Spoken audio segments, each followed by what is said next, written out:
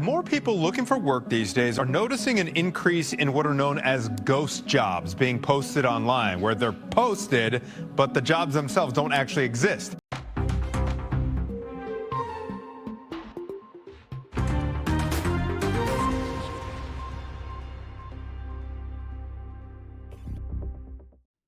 Welcome back to the Future of Work Weekly Report, the only show brave enough to admit that if you've applied to 112 jobs and only heard back from your mom, you're not alone. Let's talk about the job market, specifically the tech job market, which right now is basically a dumpster fire inside of a hiring freeze inside of a ghost town. Since 2023, tech companies have laid off more than 435,000 people. And it's not just because of overhiring or restructuring. It's because executives look at their org chart and say, what if we just didn't? But wait, it gets worse. Job listings are down 70%. Interview callbacks are down 8%. And over 55% of tech companies admit to posting fake job listings. Yes, ghost jobs. You know, those exciting new growth roles on LinkedIn. Turns out they're less opportunity and more phantom limb. And I guess I get it. Companies want to project growth. But if your hiring strategy involves catfishing engineers, something's broken.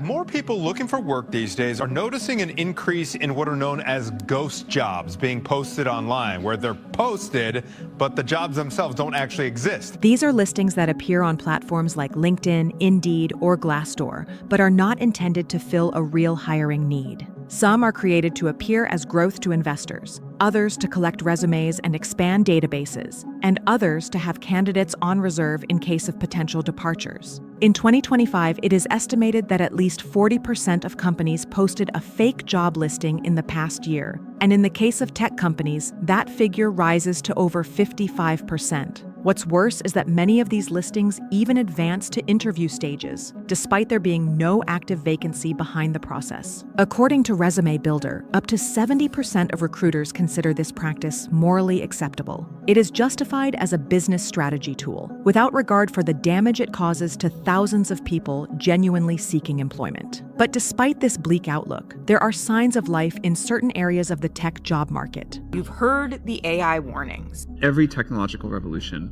affects the job market. AI could cost some humans their jobs in the near future. But AI is also creating some new jobs. But these signs do not point to a broad recovery. Rather, they suggest a reconfiguration of job profiles. Artificial intelligence is at the heart of this transformation. Although it is often portrayed as the cause of unemployment, the truth is that it is generating new demand for very specific profiles. Roles such as machine learning engineers, data architects, AI scientists, and cloud computing specialists are growing, even as traditional software and general IT jobs shrink.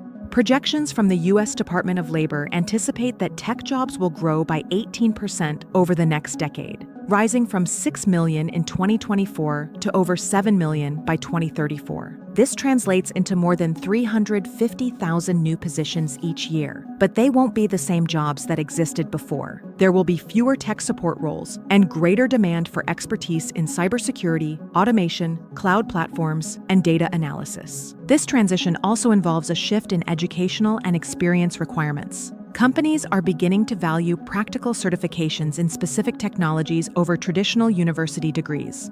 One of the groups most affected by this reconfiguration are young professionals and those seeking their first job. Data shows that recent college and high school graduates face a tough road ahead. According to the Labor Department, the national unemployment rate for those new job seekers is nearly 7%, about the highest level in a decade. In markets such as the US and the UK, job offers for recent graduates have dropped between 30% and 40% over the past 2 years. This has created a kind of bottleneck. thousands of highly skilled graduates who can't enter the formal market and are beginning to look for opportunities in sectors less related to their training. Added to this is the situation of migrant workers, especially in countries with employment-linked visas like the US. The elimination of positions has left many in irregular status or forced them to leave the country. It is estimated that more than 10,000 engineers on H-1B visas lost their jobs in 2023, and many of them have yet to find new placements. The tech job market is not dead, but it is changing so profoundly that many of its old patterns no longer serve as guidance. Here's how a lot of companies are explaining all of this. We're not reducing headcount, we're optimizing with AI, which is really corporate speak for we let half the team go and now hope ChatGPT and Claude can run onboarding.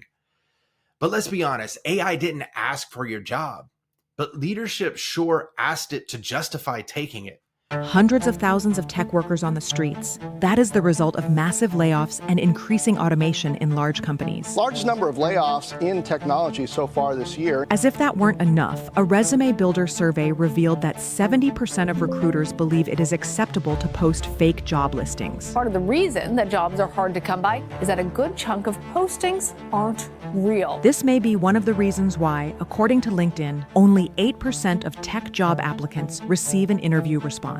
John isn't alone. Many people are frustrated by applying to these kinds of jobs that seem to have no intention of hiring anyone. However, entities such as the Bureau of Labor Statistics project that tech employment will grow by 18% in AI-related areas over the next decade. And we're starting to see that pick up in Gen AI type jobs. This, combined with a slight but steady recovery in tech job openings, leaves us with a question. Will tech job market ever recover? And if so, under what conditions? Nearly 500,000. That was the number of open job positions at their peak in 2022. 3 years later, that number has been cut in half. But if we look closely, it seems that since its lowest point in 2023, there has been a slight and steady recovery over time. But how did we get here? To understand it, we have to go back a decade.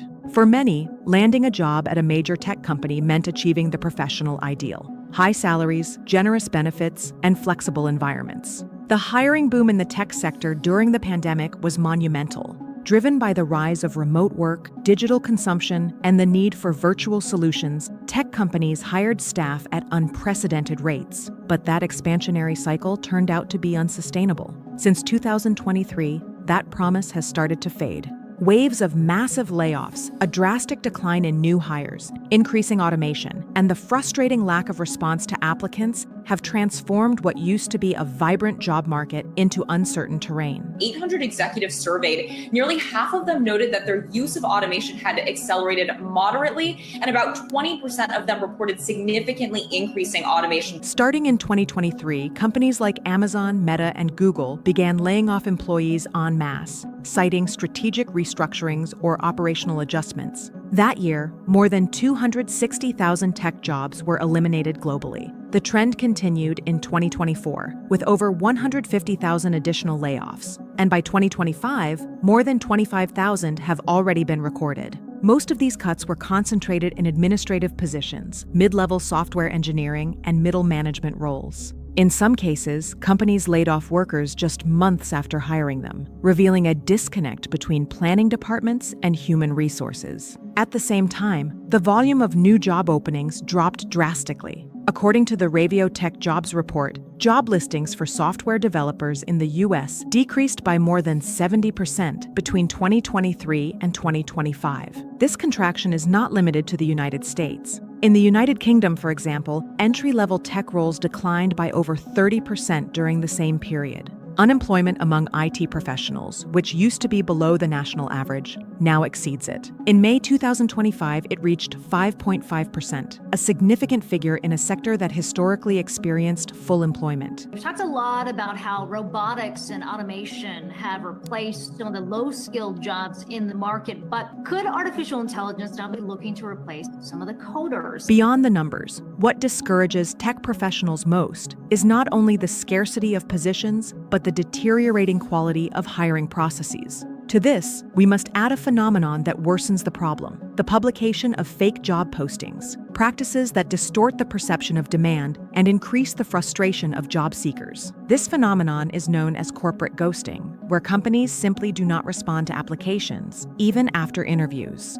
In 2024, the conversion rate from applications to interviews fell from 12% to 8%. This means that fewer than 1 in 12 people applying for a position even receive a call. Moreover, the average time to find a tech job in the United States rose from 3 months to more than 5. These delays are not only due to competition, but also because many companies keep job postings open without any intention of filling them. This behavior has had a devastating effect on the mental health of applicants. Platforms like LinkedIn and Reddit are full of testimonies from people who have submitted hundreds of applications without receiving a single reply.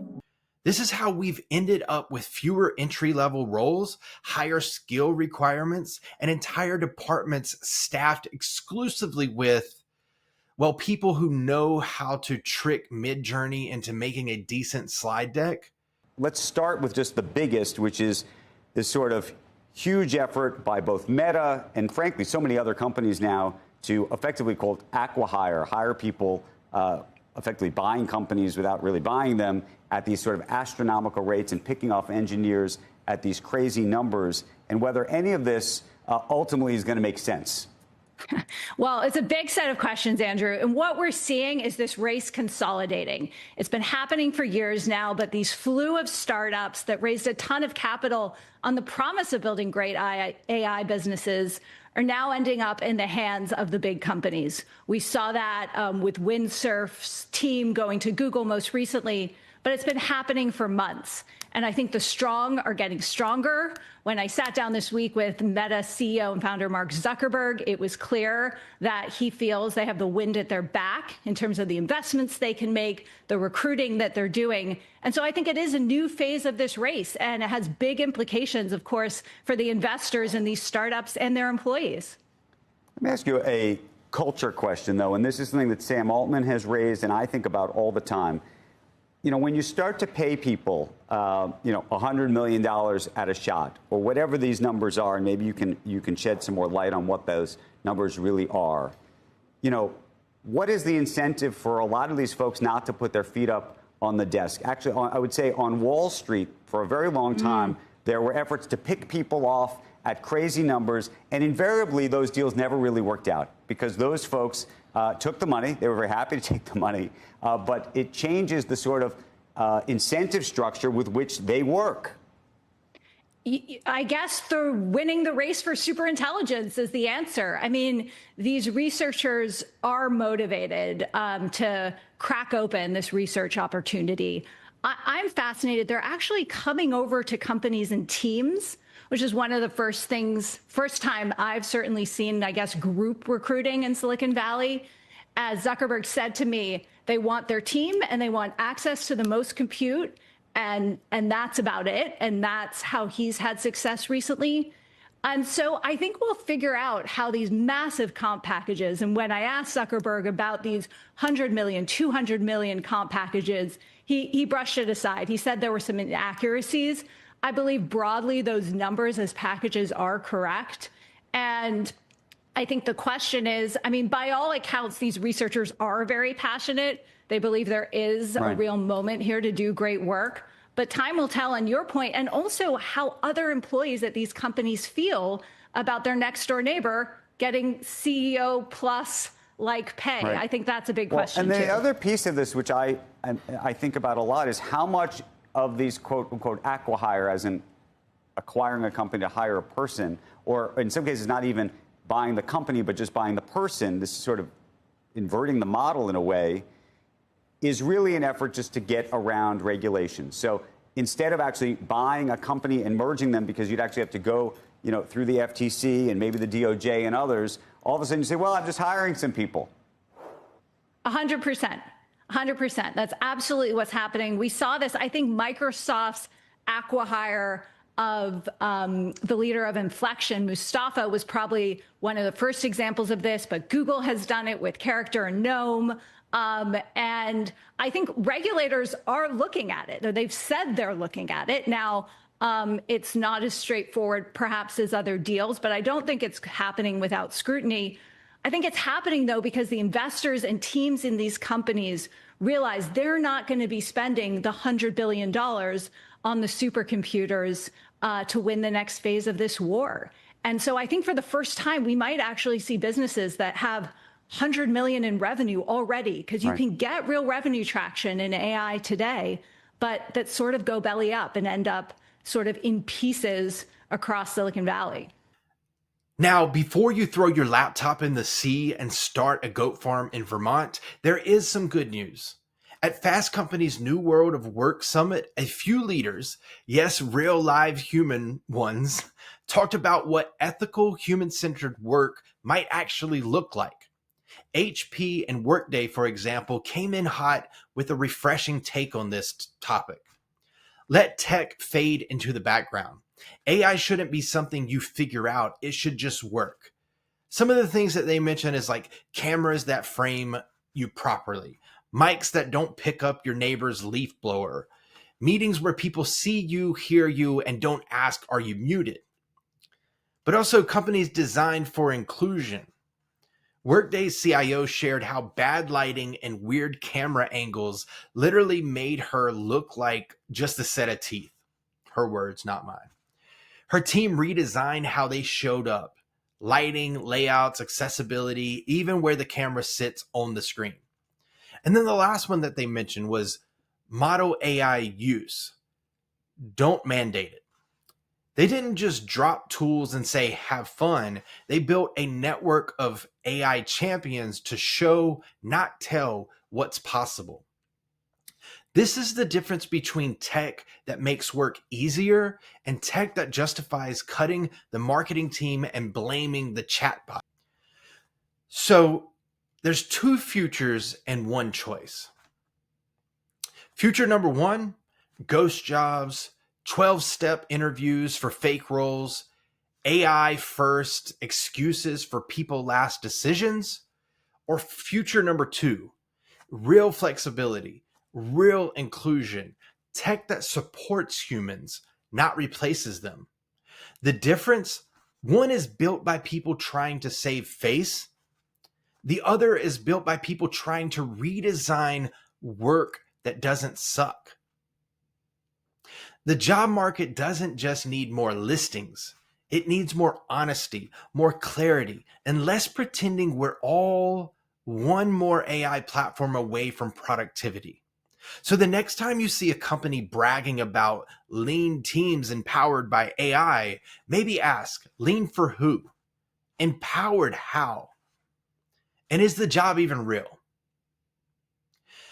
This has been the Future of Work Weekly Report. Smash the like button, drop a VOS in the comments if you're looking for how to build your virtual operating system in your organization. And please be nice to your recruiter because they're suffering too. Normally, I have a script and that's what you just heard, but I wanted to jump in here on this topic and just speak freely because as a founder of a company trying to build a platform that makes work better, that makes work more flexible, inclusive, and fulfilling for everyone, I feel like I have to give my real thoughts on this. I think that there's too many companies suggesting that AI can replace people, or they're leveraging AI in a way to disguise layoffs, much like organizations use return to office as a disguised layoff. What has happened somewhere over time is that leaders continue to abdicate their responsibility, and no matter what they do, they're never held accountable. We saw this, I can't remember the company's name, but we saw this whenever they said, we are laying off this amount of people and we're replacing them with AI. And then months later, they had to go and hire those people that they laid off or find new employees that were willing to work for them because AI didn't do what they said it was going to do. With anything in business or product or company related, you typically test it first. You implement it. You see how it works, and then you make a decision to blow up the way that you've been moving and operating. We have to think about this the same way.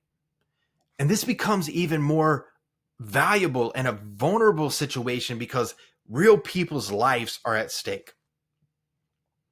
If the job market is going down in the sense of number of listings, maybe we think about how to do this properly. What's the right way to go about it? And the way that companies are doing this today, Microsoft lays off thousands of people. Meta lays off thousands of people to replace them with AI. But then they go and hire $100 million contracts for other people. There's an ethical way to do things, and there's a way to do things where you have to skirt around the ethical or moral operations. And right now is the time that we need to hold people accountable. And if we don't, then we're setting the path forward for how people can move forward in the future.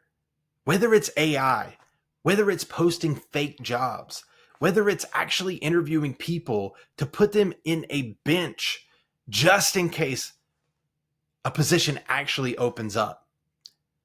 That's not ethical. That's not moral. That's not treating people the way that you would want to be treated.